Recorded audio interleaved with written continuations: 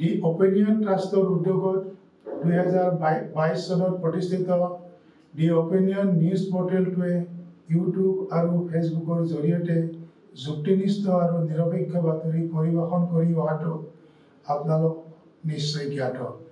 আজি কিছুদিনৰ পৰা অৰ্থৰ অভাৱৰ বাবে পৰ্টেলটোৰ সম্প্ৰসাৰণত কিছু অসুবিধা হৈছে।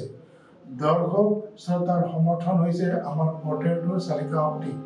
পৰ্টেলটো নিয়মিতভাৱে চলাই নিবলৈ আমাৰ দৰ্শকসকলক প্ৰতিমাহে ন্যূনতম 20 টকাৰ বৰঙণি নিম্নলিখিত একাউণ্টত অনুদান হিচাপে আগবঢ়াবলৈ অনুৰোধ জনালোঁ।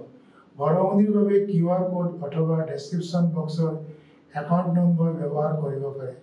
আপোনালোকৰ সহযোগিতাৰে আমি অৰ্থবহ বাতৰি পৰিৱেশন অব্যাহত ৰাখিব পাৰিম বুলি আশা ৰাখিলোঁ। ধন্যবাদ।